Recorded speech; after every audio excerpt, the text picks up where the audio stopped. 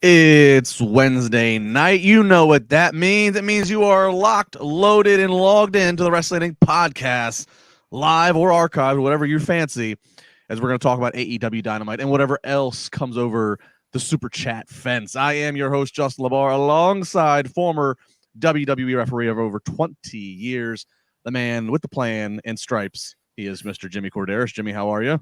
I'm doing well, trying to deal with this up and down and ever-changing weather up here in Toronto.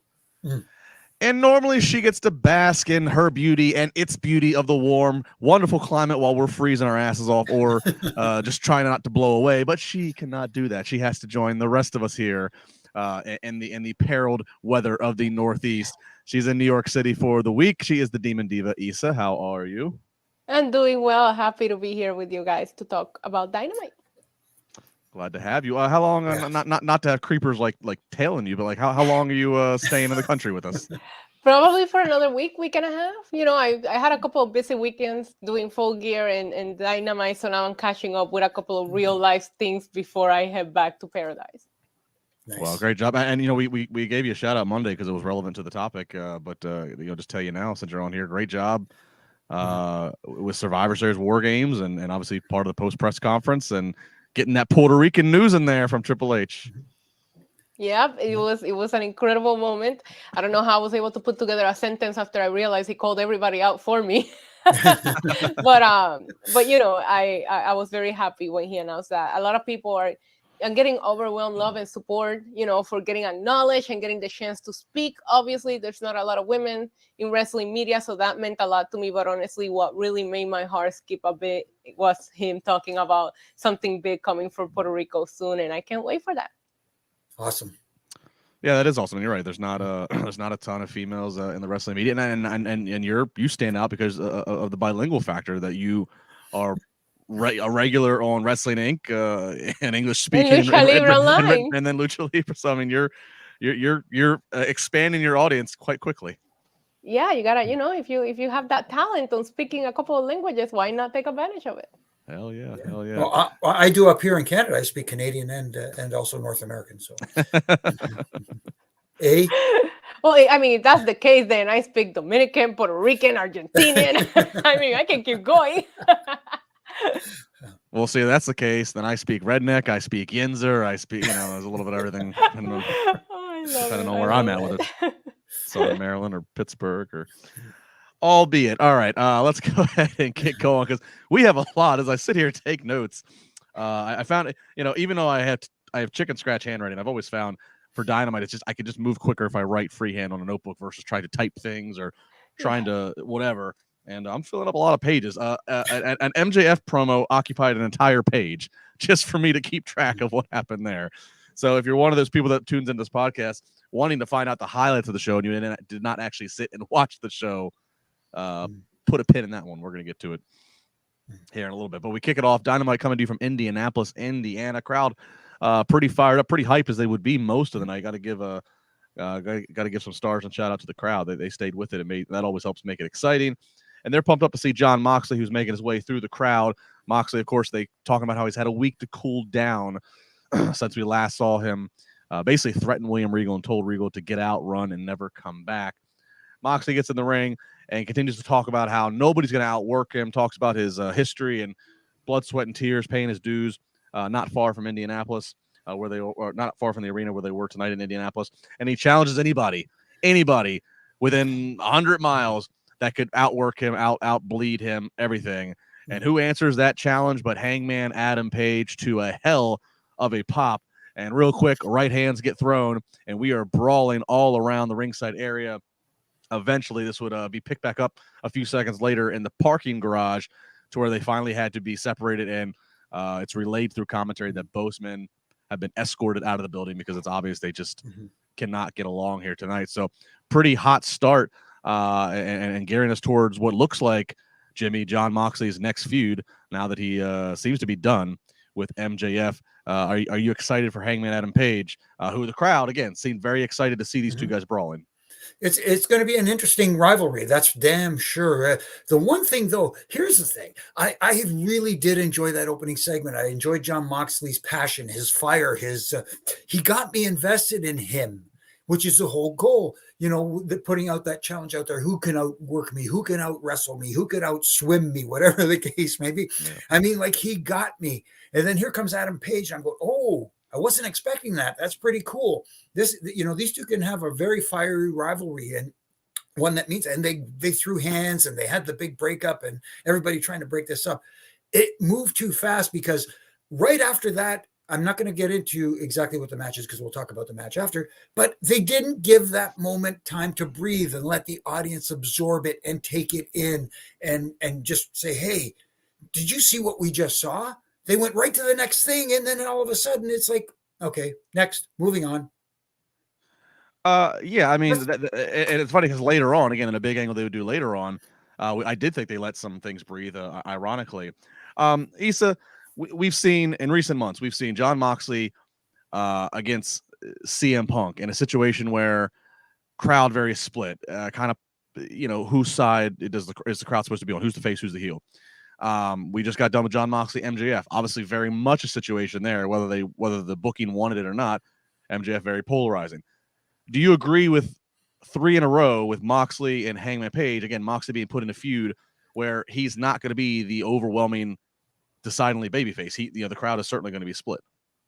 Yeah, in this particular situation, I kind of agree with it because of what we saw. I mean, I was very happy to see Hangman come back. The last time we saw him on TV was very scary. So it was good that it ended up being a short-term, kind of thing. So I was happy to see him back, but there's a history there. Moxley took him out, and Moxley went into heel mode immediately, asking Hangman Page, are you sure you want this again? You know how the last time went. So I already had a feeling that Moxley knew how he's going to be working this feud when it comes to Hangman. And, I tend to, be a little bit picky with AEW about not telling good stories, but this story makes sense. Moxley took out Hangman Page. It will make perfect sense for Hangman to come after him. And you have 2 former world champs main eventing, going into some kind of grudge feud that doesn't necessarily require a belt, but it's still interesting, and you are invested into it. So I personally really like this. If I have to go into a little bit of nitpicking, is that they opened last week with Moxley, they opened this week again with Moxley. So you could have probably put it, maybe have the match to open up and then put the segment just to not have the same opening, because it felt a little deja vu at first. But overall, I really enjoyed this, and I'm looking forward to this feud. Well, I can understand the nitpick, but I guess maybe to respond to why they did that, obviously the opening segment's always a very big audience segment, and Jon Moxley seems to have proven to them that he's a good opening segment guy that keeps that crowd around. So, which that might answer what my next question was going to be, which is a little surprised Moxley sticking around. We thought that he was going to be going off, taking a well-deserved time off and vacation after All Out, but then CM Punk happened. And so Moxley has stuck around, and I guess he's going to continue to stick around, probably because it's been said to him, hey, we really need you right now.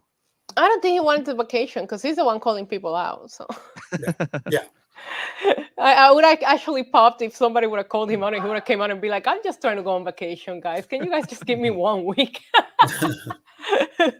Maybe the thirst for vacation changes now that he has his wife. If he has a wife and the family on the road now, it's not as big of a deal. I don't know. We'll get back to Renee here in a little bit. It's definitely a different dynamic when you're traveling with your wife. So that's for sure. Instead of leaving your family at home.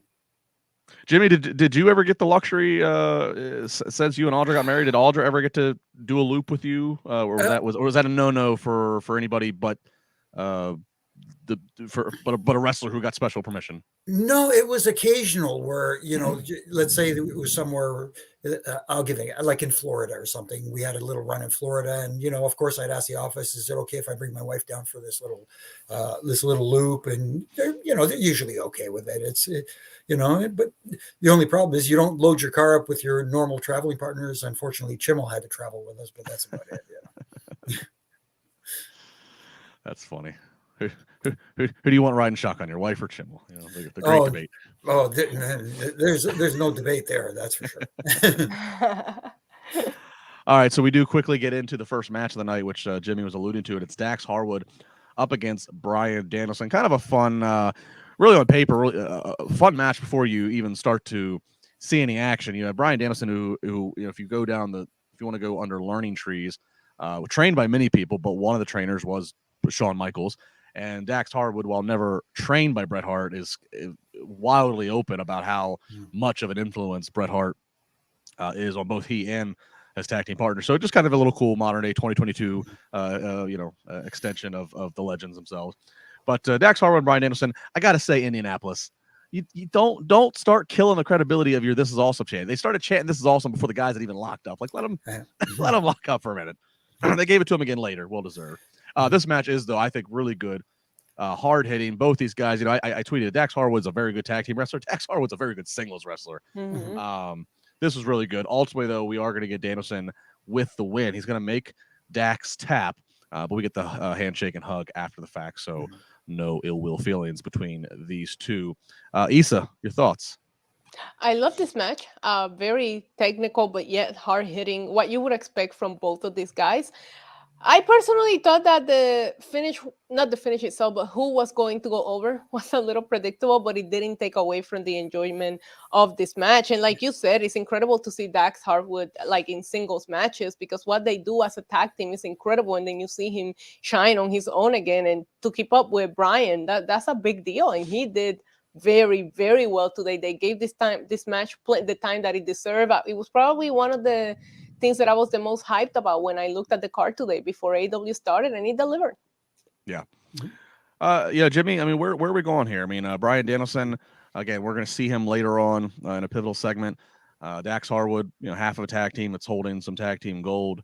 Are you good with the usage of these two guys having this match, or do you think there's somebody, you know, maybe other participants more in need that should have had this spot? What say you?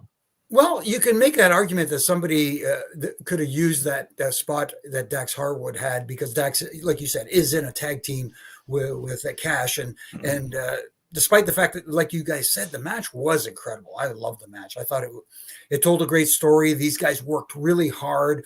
The spots didn't look too choreographed. I mean, like, you're in there with Bryan Danielson, so you know, hey. And Dax proved that he can hang with pretty much anybody in the business.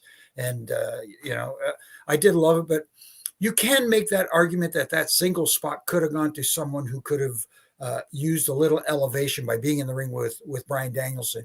And don't get me wrong, Bryan Danielson is the right choice for the winner here. And like Issa said, I didn't expect any other outcome. I just like the way they got there. But to your question, Justin, yes. To pick a name, I'm trying to think of somebody off the top of my head is kind of hard, but at the same time, yes, another singles wrestler to elevate his status a little bit and get over without going over would have benefited from that spot. It's hard to pick a name because there's too many to choose from. Exactly. Of course, we noted we would see Paige and Mox again backstage fighting, as we already talked about. They tossed it to Renee, who was at a soundstage in Nashville. Question mark. She's sitting in between Claudio and Wheeler Yuta, what's left of the Blackpool Combat Club, I guess. And then on the other side of her, it is the Jericho Appreciation Society minus Chris Jericho. And basically coming out of this, Claudio talks about how he loves the Ring of Honor title. It was his first world title he ever won.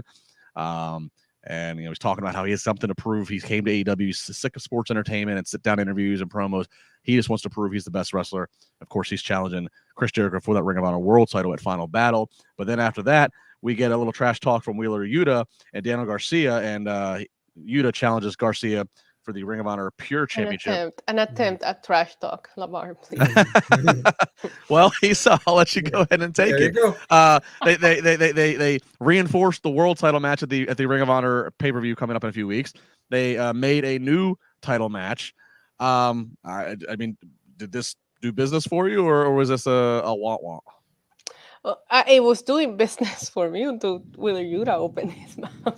But sorry, he's just not. There's something missing when he cuts a promo, for me at least personally. But I did like the segment. I'm very big on presentation, and just Claudio is just so good at presenting himself like a champ, not only in the ring, but when he's doing these promos, the way he was dressed up, the way he cut his promo, the way he addressed everything that was going on, it just looked like a guy that's above all of these guys, right? When you look across, and I get it, the JAS is their gimmick, but you look across and you see Hager sitting there shirtless in his little bucket hat, and you compare him to Claudio sitting there in his nice suit, speaking, very well spoken. It made Claudio look great. I'm not sure that Wheeler Yuta did anything for me here. I am tired of the Blackpool Combat Club and JAS though. Like they could just go over there and go at it, and I'm tired of it. These feuds, they've been going at it since before Double or Nothing. Come on.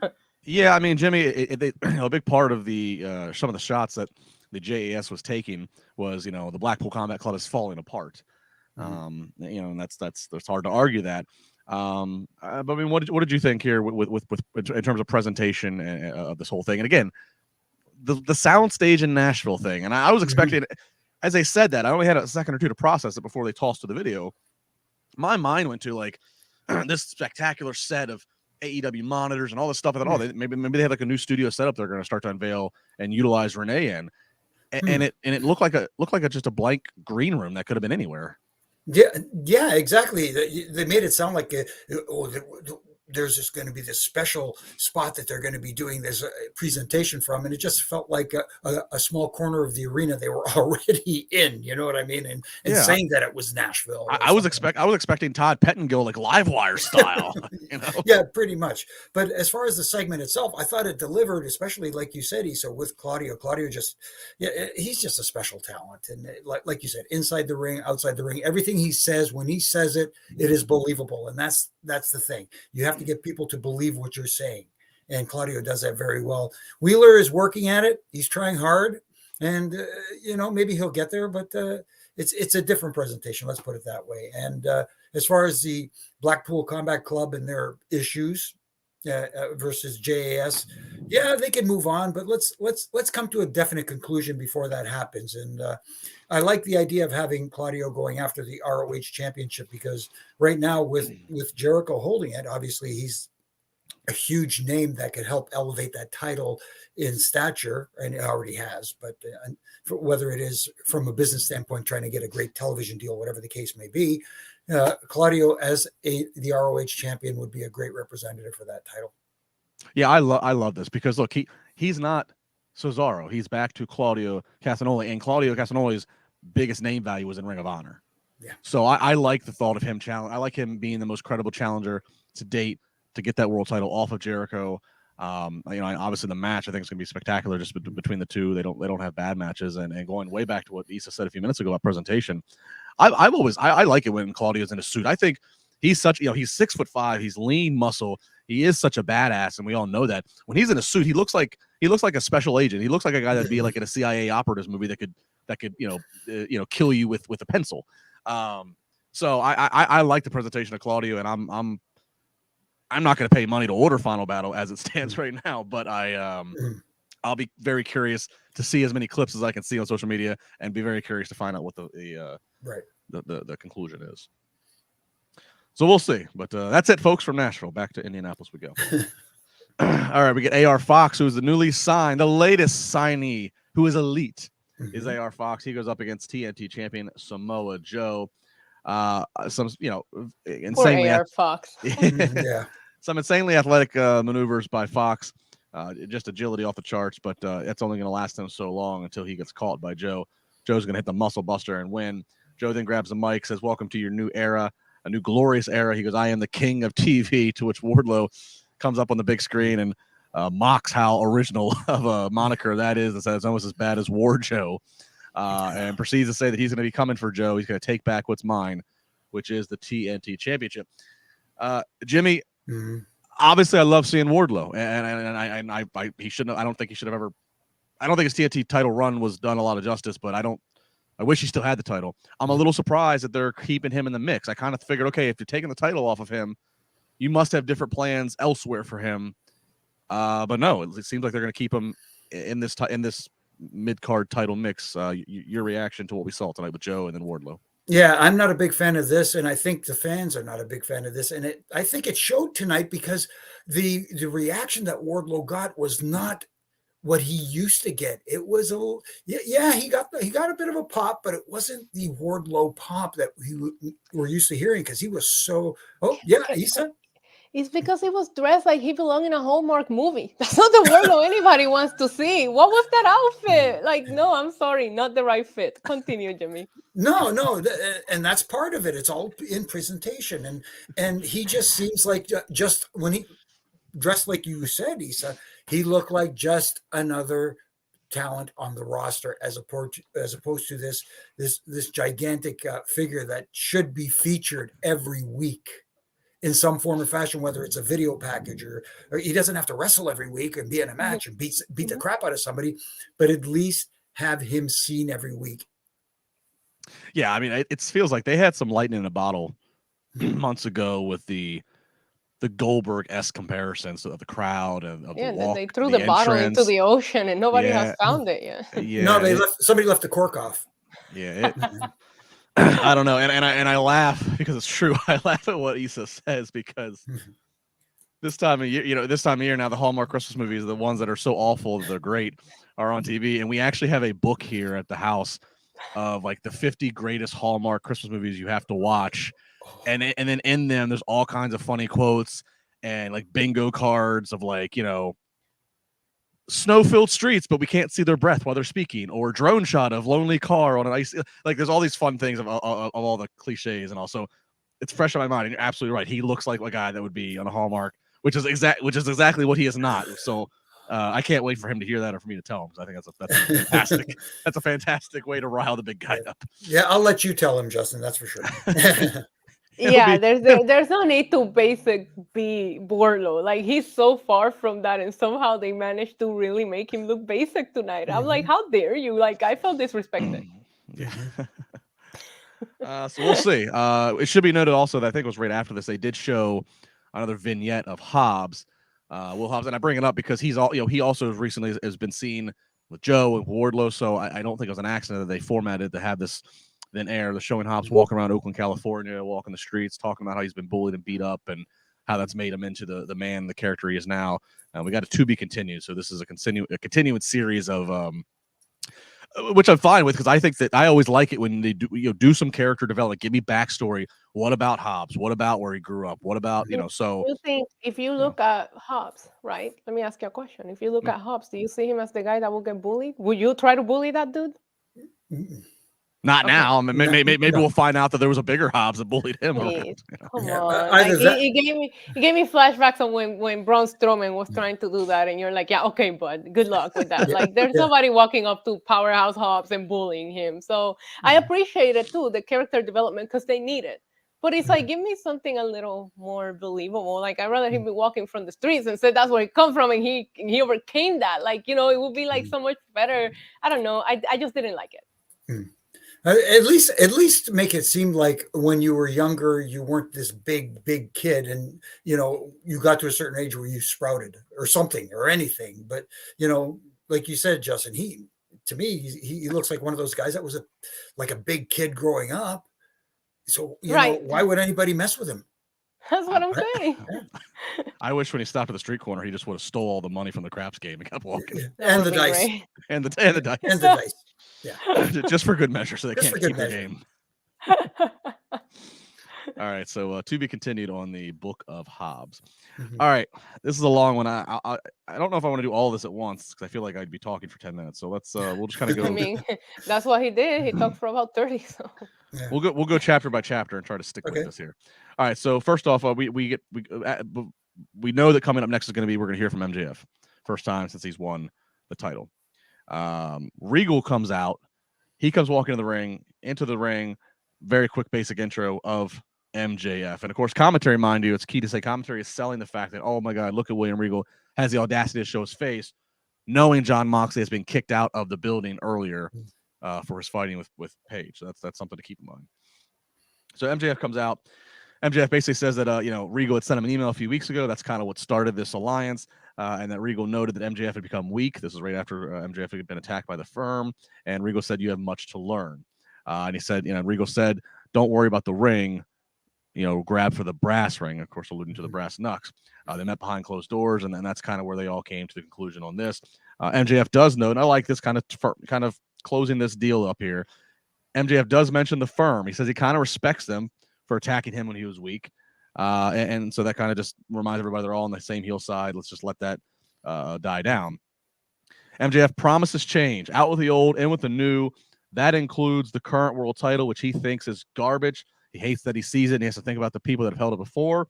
he unveils the Triple B, the big Burberry belt. He says only he should be recognized, not fake tough guys like Eddie Kingston, not fake tough guys or fake stars like Ricky Starks, not any of the indie darlings that the fans want to push, and certainly not fake wrestlers like Bryan Danielson, who he said, compared to Danielson, couldn't wrestle out of a GD paper bag. Let's stop it there. Issa, your first reactions, MJF's initial explanation of he and William Regal working together in that victory against Moxley, name dropping Eddie Kingston and others, and then of course unveiling the title belt. I don't know. That title belt looked like it was Chinatown Burberry. I didn't like it. It wasn't it. I don't know. Whatever. I respect him for washing the off champions off, but I didn't think the belt was what I expected. So it felt very Wish.com version of a replica belt to me. Well, Jimmy, you unveil the new belt so you can sell more replicas, increase the merchandise stand, right? Well, that's the make them appealing. Yes, that's the idea, is to make money off of this. It's just that I get it, to make it the Burberry belt. It fits with him, and I think the belt should have looked more like his scarf. You couldn't see the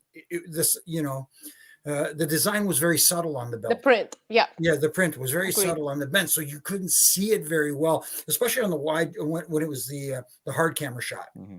You know, if you got close, you go, oh yes, there it is. So you had to get a close up shot of it. It should have been more pronounced, you know. And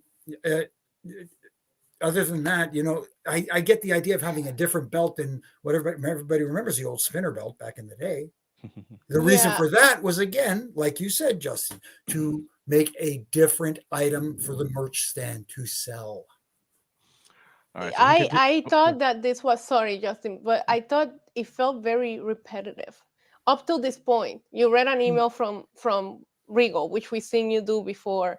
You're calling the crowd poor, which we've seen you do before. You're going to WWE, which we've seen you do before. And I feel like we waited 3 years for this moment. Level up the promo game as well, because now you are the man. So if you're going to say you're going to WWE, say you're going with the belt, or say how much more money can I get now that I'm doing this? Like, he cut the same promo that we sing a lot of times from him. And I love MJF. He's my favorite thing in AEW. So for me to not be a big fan of what we sing up to this point, you know, but I have to point it out. It was the same thing over and over for a long time. Well, we've heard him talk about his favorite con, and it maybe not being Tony. He starts to go down that road again. Talks about how this is going to be a very long title reign. He is going to be on top. Everybody in the locker room better get used to it. He's going to be on top for as long as he wants. In fact, he's going to be on top until the bidding war of 2024, where he says maybe his favorite con needs to step up and write the check. And he's not talking about Tony. He's talking about good old St. Nick and his boy Trips with the wink, wink. He then says maybe he gets sick of wrestling fans and maybe he just goes to Hollywood. So, you know, he kind of right there just again continues to dig in. We have heard it, but he continues just to dig into and lean into the rumors out there of course, maybe he'd be a hot commodity WWE would want. And he's been linked to having some, having some connection with Hollywood. And maybe that's the route that he goes, where you can make a lot of money and don't have to bump. So he touches on all that. Any general comments there, or are we going to keep on moving?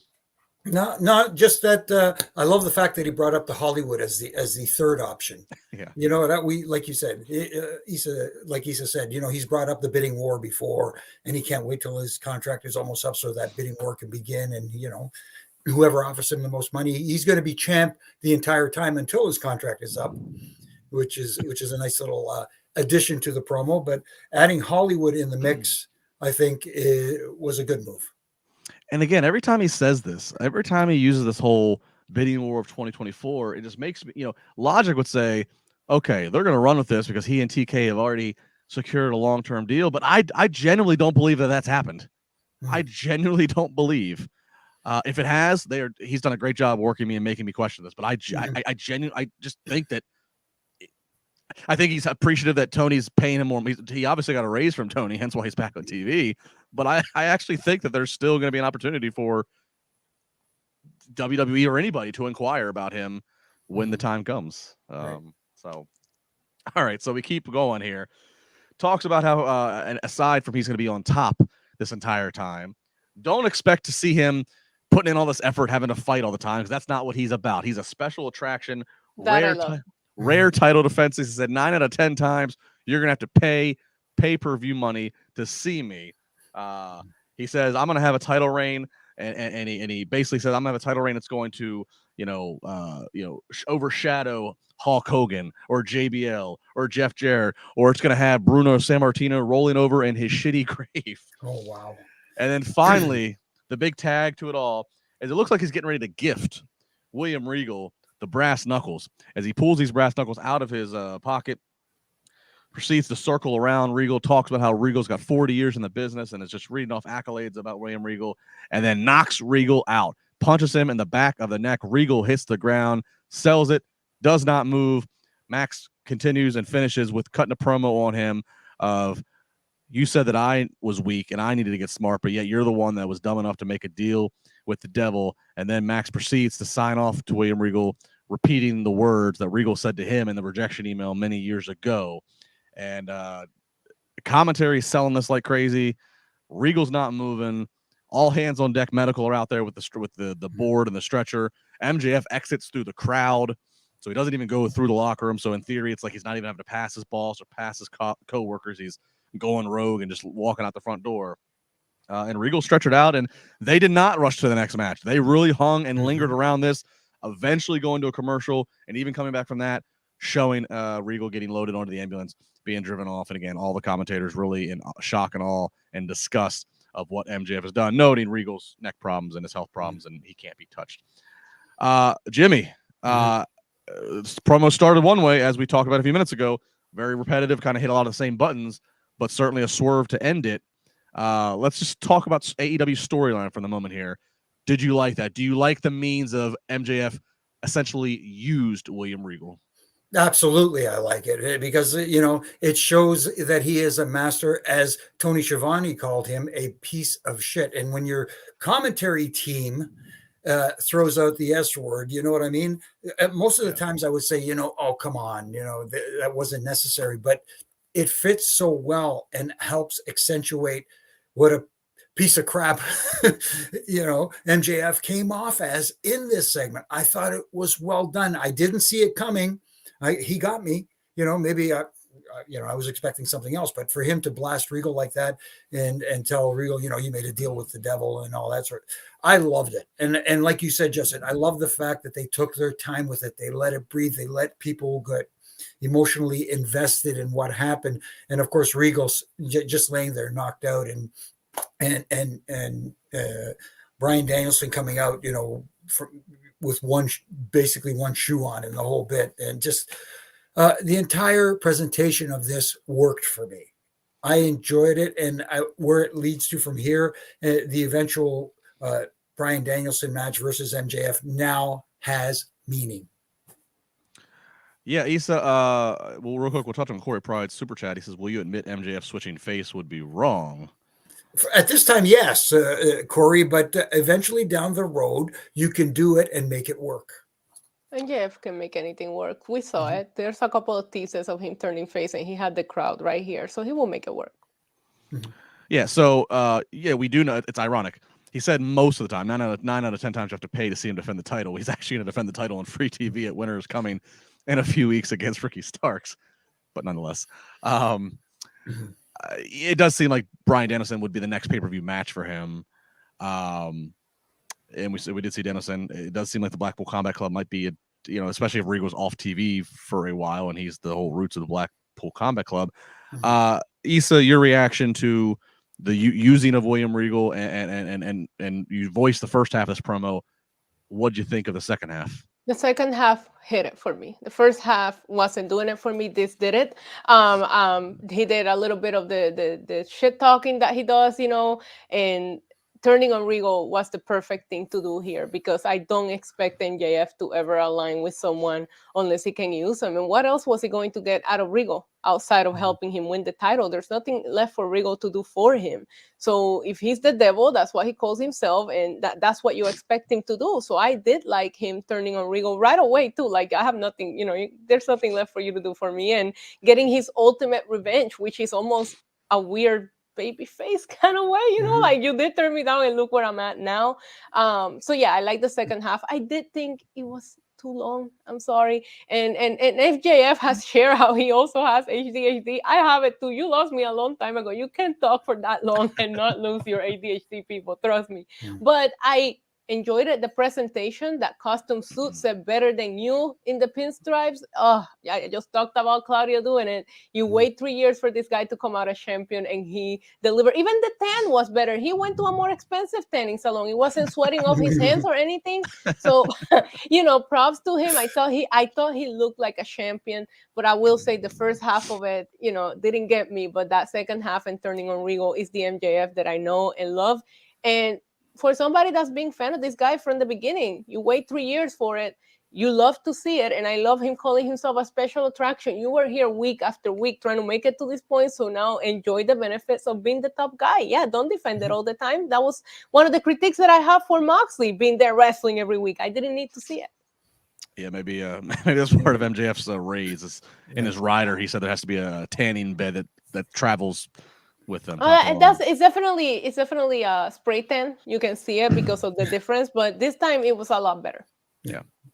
All right. So storyline wise, the devil used Regal, and to Issa's point, I mean, he doesn't need Regal to cut promos for him. Right? So what does he really need Regal for? That's storyline. All right. Let's now go above the storyline. Let's leave the dome. Let's now go out into the real world. It's too cold out there. Yeah. It's a bit nipply in the wrestling real world. Things get cold and backstabbing and dark and shady. When the idea, however long ago it was, Issa was even calling it weeks out, leading up to Full Gear. When the thought and the pitch was, we're gonna have Regal turn on Moxley, and Regal's gonna help MJF win.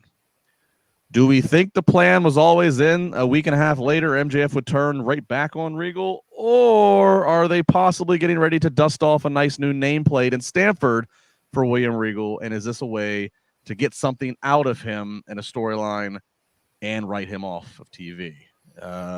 Jimmy, I got to ask, there's been a lot of things in the news lately that it was thought that Regal might have signed a multi-year deal. But then Dave Meltzer had a very long-winded explanation of what he knows or doesn't know, some of it off the record, et cetera, et cetera. It kind of sounds like maybe there's at least been the inquiry from Triple H was very close with Regal. That maybe there's at least been the inquiry, the wondering, could we get Regal back? And I mean, obviously a contract's a contract, but there are also things in the business world of, maybe WWE offers to buy the contract out to pay that and then some to Tony to get Regal. So and Regal's not a guy who's going to be main eventing, and so it's not like trying to get it's not like trying to get a wrestler back. It's a guy who's going to work in the office. Right. Important position, but it's different than trying to get Miro or somebody who to get. So I mean, what are your thoughts here when you see this happen? Do you think at all that there's a chance that we've already seen the last of Regal on AEW TV? I think there's a possibility, definitely. And because like you said, Justin, Regal had a special relationship with Triple H. Those two were like, he looked at him, I don't want to say like a father figure, but those guys were close as brothers, so to speak. And okay, let's put it this way. Regal was almost like the older brother that Hunter looked up to very much and valued his advice, his opinion and everything. So that being a way to, to say goodbye to Mr. Regal in AEW would have been a great way to do it. Do I think that's going to happen? I don't think it's going to happen right away. There may be something before he heads back. There might be one little goodbye before that. But other than that, I think this was the plan in other words, for MJF to turn on Regal. But now there's a reason for it behind the scenes, so to speak. Well, yeah, I mean, look, Regal debut back in the spring. Again, a lot of debate. Did he sign a 1-year deal? Did he sign a 3-year deal? A lot of debate to that. But Issa, we wouldn't think we're going to see Danielson versus MJF until a pay-per-view, which the next pay-per-view is not until February or March, right? Right, Revolution. So, I mean, they'd have to string. So, I mean, and maybe Regal makes his reappearance there, and I mean, so again, it's like and is that the last time they use him? I would think if he is leaving, this would be the last time. You use it to where. Me too. You get some impact or get some real extra heat on MJF, but it also in a way it's like you just killed him off effectively. Right. It felt that way, right? And like you said, they allowed that beat down and Regal being out to go on for a long time. Even when we came back from commercial break, we're still seeing the ambulance. Like this really felt like somebody was being written off either for a while, like February, like we just discussed. If not, if we don't see him again. We did see Triple H tweet out the War Games, the infamous War Games video clip from Regal this weekend, and that had everybody going crazy. I personally expected somebody to tweet it out because War Games is just not the same without Regal screaming it.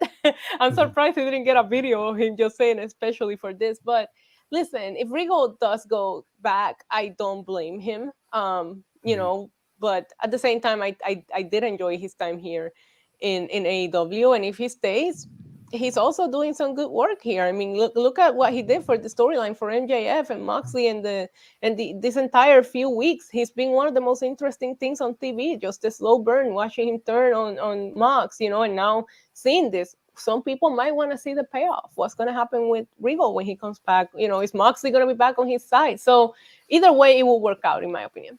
And if I can just for a second jump in here, you know, and you know, there is a lot of talk of what goes on backstage at both companies and how the veterans are perceived. And sometimes it's been suggested that at AEW, the younger talent don't listen to the veterans as much as they should, possibly.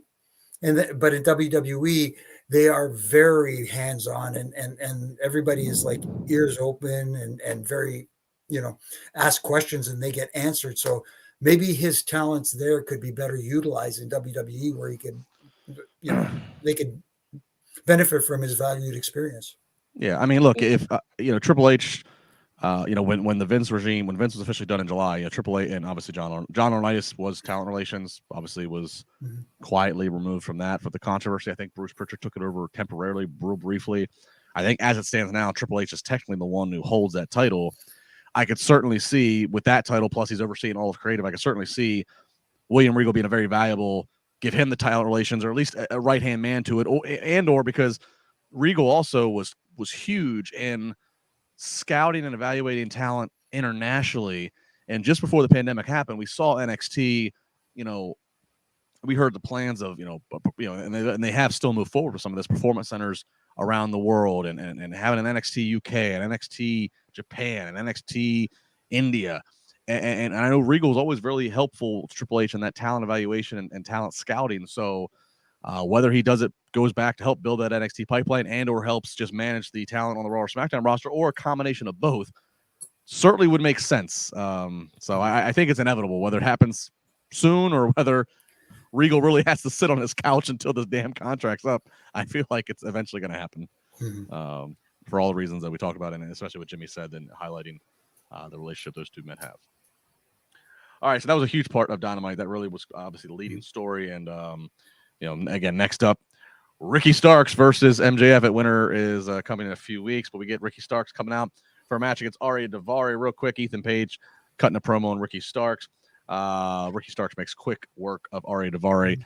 I mean, Issa, you can't have anything less. If you got Starks challenging your world champion in a few weeks, he better make quick work of Arya Daivari. Yeah, and I was glad that that's what happened. I wasn't expecting a competitive match here. We already seen enough of Ricky Starks fighting from behind and being injured, so let him show why he's right now the #1 contender. You did forget to mention the most important part, which was we saw hints of a broken Matt Hardy here. And listen, I'm here for that. Yes, of course. Stokely and the firm controlling Matt Hardy's contract and what have you. If you're following that, Jimmy, look, in past AEW still would have let Arya Daivari get some hope spots in. Yeah. So I'm glad that they at least had Ricky Starks make quick work of him. Since the guy's challenging MJF, the devil, in 2 weeks. Yeah, I guess you can call it the enhancement match. And you know, Arya Daivari, say what you will, people recognize the name. So it is a quote unquote credible win against someone that people know. And he made quick work of him. And he, like you said, he should going into this match against MJF. It only made sense. I will say one thing, I wouldn't mind, and maybe we'll get it next week, a little back and forth on the mic between the two of them, because I think Ricky Starks is a great promo and MJF can talk. So give me one back and forward between the two of them before we see the match. it feels like real quick, and then we'll stop. We'll be done with our MJF talk. But Ricky Starks versus MJF as MJF's first title defense at Winter's Coming. Mm-hmm. I mean, Winter's Coming. It's become one of their annual premium special episodes of Dynamite. Mm-hmm. This is just a match just to get your world champion on it, right? I mean, this is not going to. I mean, I envision a little bit of hope for Starks, but I envision honestly either MJF handling this pretty, or Bryan Danielson comes out and just wrecks the whole thing and is out for blood, and that's going to start the Danielson chase of MJF in the next few months. I mean, obviously, MJF didn't even mention Starks tonight on his promo. Mm-hmm. What does that tell you about how he's seen it? No, he did. No, he did. Well, he maybe did. at some point between the 30 minutes, I must have missed it. He when he talked about fake, tough guys like Eddie Kingston, he also talked about fake TV stars like Ricky Starks and Right. tough guy. Oh yeah, one sentence out of 100. Okay, got it. But like you said, Justin, going into this match in 2 weeks from tonight, do I expect Ricky Starks has a chance to win? No. In fact, I would start the show with that match because nobody's sticking around for the main event. Yeah. Is MJF in peril here? Start if the opening scene is a big deal. Start with MJF. Hit his music first. That's going to get everybody's attention. I mean, I don't think you need to. And after MJF goes over, he cuts the promo. Thank goodness this is over. Now I can get the hell out of whatever town we're in. Right. Tina jumping in. Issa. She says MJF hinted at the next challengers. Eddie will win the title next fall. I had to. Sorry. Tina. MJF hinted at his next victims. That's what he did. So sorry, girl. I will say Eddie Kingston did tweet not long after this promo aired. I'm not going to use the exact language he used, but he basically didn't. Apparently, Eddie Kingston was not in Indianapolis tonight. He was not there, and once again said, here's another tough guy. Use different words. Who when I'm not there can't keep my name out their mouth. But when I am there, nothing to say. So don't know what that's about. But okay, that is that. Mm-hmm. All right, Anna Jay up against Willow Nightingale. Willow Nightingale gets the win via pinfall. After the match, we're gonna hear Ruby Soho's music, and she is gonna attack Ty Mello, of course, who was the one who broke Ruby's nose, which is why Ruby's been off TV for a while. Ruby Soho from Lafayette, Indiana, so not too far off from Indianapolis, so getting a bit of the hometown response as she is back. And again, got the pop, and she's not going to get any better pop in any different city than Indianapolis. So good timing here for this. Even welcome home chance too. Yeah. The only thing is, again, here comes Ruby. Doesn't need to be the sneak in from behind through the crowd person. I would have much preferred her coming down like a badass and just jumping in the ring and I don't know. It happens too often. Let's put it that way. Yeah. Agreed. Yeah. I liked that just because we saw how they kind of took her out and it was just such a cheap shot. So I didn't mind it, but I see your point, and that would have been awesome as well. I'm just happy to see her back. Hopefully she gets a big push here. 2 women's segments. I know we're getting to the next one, but 2 women's segments in a row on Dynamite tonight. We saw a backstage promo from DMD. I was like, what show am I watching here? Good for them. Yeah, see what happens when you don't do 3 ROH matches. You can get a few more. All right, yeah, we get Jade Cargo coming out to celebrate that she's got her TNT title back from Nyla Rose, who stole it. She tells the baddies to get in line or to step. Does not like all the behavior and all the fraternizing some of the baddies are doing. But she proceeds to go on to talk about how she basically, I've done it here before. I've talked about the airport test, the sidewalk test. If you see somebody walking down the street, they look like somebody, she basically says that she is that. If you put her next to anybody in that locker room, the regular consumer is going to choose her. Oh, by the way, she's wearing a bikini that's made out of $100 bills. I feel like that's a key thing to mention. She looks like money, literally and figuratively. And then she proceeds to say that Lil Bow Wow is a joke. Of course, there's been this ongoing beef with her and Lil Bow Wow. She showed up at like a signing he did. Well, then Bow Wow appears on the screen, but I couldn't tell you what the hell he said because I could barely hear it. It was so quick. Yeah, because he was coming via satellite from his Razr mobile phone from the last time he was relevant. I'm sorry. That was wait a minute. So wait, Issa. Okay.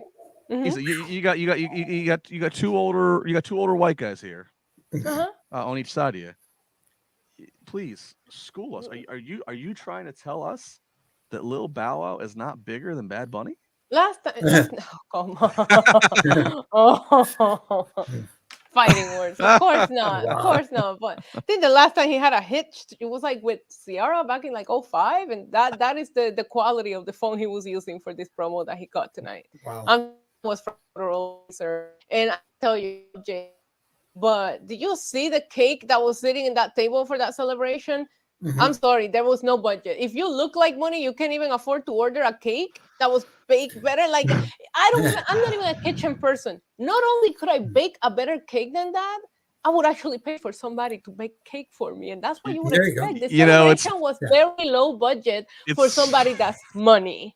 it's funny you say that because I had a moment too where I'm like, all right, she is standing there, beautiful and tough as hell, in a bikini made out of custom $100 bills. But then she has a table with a black cloth on it, with a cake that's that small and like two balloons on each side. I was like, you got to go. The props department's got to step the game up. No, like especially okay. when it's somebody that talks about being money. I look like money. I am money. There was nothing about that celebration that looked like money. Nothing. Like the budget for that was cut. Like catering, they don't have catering at this point because I would assume catering can make a better cake than that monstrosity that we saw. And nobody went through the cake. So what was even the point of putting a cake on that table? Exactly. It looked like a cake that was bought at the supermarket. When No. That was home baked by somebody that can't cook. Oh. It's kind of like whatever Tony Khan. It's kind of like the farting church that he had with the death match of the explosion and the pyro that didn't really go off. That's kind of like whoever he hired to cater this segment celebration is kind of where this came through. It was, but I will say this: as much as Bow Wow, little Bow Wow, whatever, Jade came out. She looked like a star. She overshadowed him. That's for sure. Yeah. And like you said, the setting didn't gel with the presentation of her being as big as star as she came off as.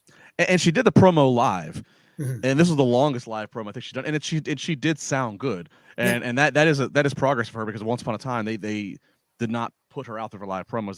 They made pre-tapes go to for her to protect her, I think. So that's a good sign too, that if they felt okay putting her out there for a couple minutes to do the promo that she did. And I thought she hit all the notes just right. Bow Wow, kind of like I said, Bow Wow kind of brought it down because I couldn't tell what he was trying to say.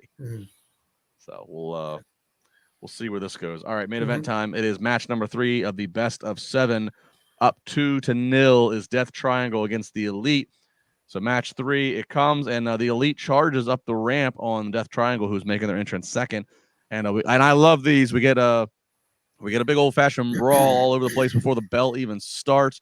I always like that little bit of, and even though I like it because, again, if you're going to have a best of 7, presumably this is going to go all 7 matches. You do need to mix it up a little bit. So maybe I would have saved this for a little bit later in the series. Match 3 is maybe a little early. I kind of, Jimmy and I are hockey guys. I kind of equate it to a hockey playoff series. By game 5, things start getting real chippy because eliminations are on the line, and guys have had 4 games to bloody each other up. So match 3 a little early on, but nonetheless, I appreciate the change of pace to start it up here. Very fast moving match, as you'd expect with all 6 of these guys, plus the extracurriculars outside. Finally, though, it's going to be Pac's going to go for his black arrow off the top rope. Matt Jackson's going to get the knees up, which is just going to cripple Pac, and Jackson just rolls him over, gets a nice 1, 2, 3. So victory for the Elite. So now it is 2-1, and they did map out the schedule. They will not face each other next week. They'll face each other again at Winners at Winners coming, and then they proceed to be week after week after that, if necessary. So, which again, I appreciated that graphic because sell to these towns that this is, hey, look, here's our best of 7. Here's when you're going to get it. So I think that was a smart move for them to do last moment there before they went off the air to show that graphic, that calendar, if you will, of this best of 7 series. Jimmy, did you like the match here? Not my cup of tea. That style of balls to the walls, anything goes, don't enforce any rules. And again, with the officiating, I'm sorry, as a former striped shirt, that thing kind of bothers me. I get it. The match hasn't officially started. They're brawling all over the outside and stuff like that. They get into the ring. The referee's outside the ring, starts the match, and then gets bumped out. I mean, like, you know what? That's a perfect opportunity to eliminate the referee from the match and have another one come down and fill in, and then you can go do. But at the same time, once they got into the match, it went from chaos. And once they spilled into the ring and started the match officially, still chaos. At points, you didn't realize who was legal and who wasn't. And then it broke down into a regular tag match for a little bit before going back to chaos. Sorry, really quickly, if I can hear Justin, I get it. There's an audience out there that likes that sort of stuff where it's all, big move after big move and just going crazy, balls to the walls, whatever. I like matches that have structure, and I get that there's an audience for this kind of thing. It's just not my cup of tea. It just did nothing for me. Well, I mean, I guess, Jimmy, to your point, you used to work. It's kind of like if it's before the match has started, the chaos is really good because it's true definition. It's chaos. But then if the bell rings and the same chaotic behavior is happening, it is just burying the notion of the rules. Right. And it made the chaos that happened before the bell seem like, well, why did you have to jump them then? Why did you have to start there if you could do chaos during the match and the rules don't get enforced? Anyway, I always, real quick to this point, and then Issa, toss to you. I always like to use this ironic comparison. I love the Brett Vershawn in Montreal Survivor Series. Mm-hmm. Up until the thing happens. I love that formula, and you were part of it. We talked about it a few weeks ago. Mm-hmm. I love that formula. I mean, this is a blood feud between these guys, both storyline and personally, right? Mm-hmm. And they're fighting all over the building, and it's chaos. They fought for 15 minutes before the damn bell even rang, and they got them in the ring. Mm-hmm. But then they got in the ring, and then at that point they did still have all the blood. They did still respect the art of the rules. Right. Maybe Shawn is the heel. He's choking him 1, 2, 3, 4, but Shawn let go before that 5, before that DQ. There was respect to the rules. I say it's ironic because even those two guys follow the notion of let's not bury the ref in the rules up until we have a ref deliberately screw a guy because the boss told him to. But nonetheless, I always think that's the sense of irony is that even the Montreal screw job, they respected the rules of pro wrestling. Right. And didn't bury the ref until the ref was forced to do it to keep his job. Right. Issa, best of 7. Are you into this? A little. I appreciate the break next week. I'll be honest. Like, I don't need to see it week after week. I do think that we know what Kenny Omega spent his suspension time doing because he's in tremendous shape. This might be the best shape we've seen Kenny Omega since AEW came to fruition. Like, he looks incredible. However, I'm not sure he's going to make it out of this best out of 7 because there was a few spots where the man looked like he was dropped on his neck to the point that I'm doing a watch along and I'm like, oh my God. And everybody in my chat is just like, is he okay? And, you see him move. He's like, let's not injure this guy that just got back. Let's just take it easy. I did like the chaos in the beginning just to mix it up, as you said, but then we seen them bring up the little, what is it? The little hammer thing that they use for the ring bell. Yeah, like we've seen it since Full Gear and in the last 2 matches. Can we stay away from it for a little bit? I don't need it to be a part of every match. It did feel like a spot fest. It did, but I enjoyed it for what it was. But like I said, I respect the break, and I like that the Elite won here. I didn't want to see the 3-0 and then having this whole I actually would have preferred it to be more competitive, like 1-1, 1-1, 1-1, because that would have made, if we go all the way to 7, that match 7 feel like a bigger deal.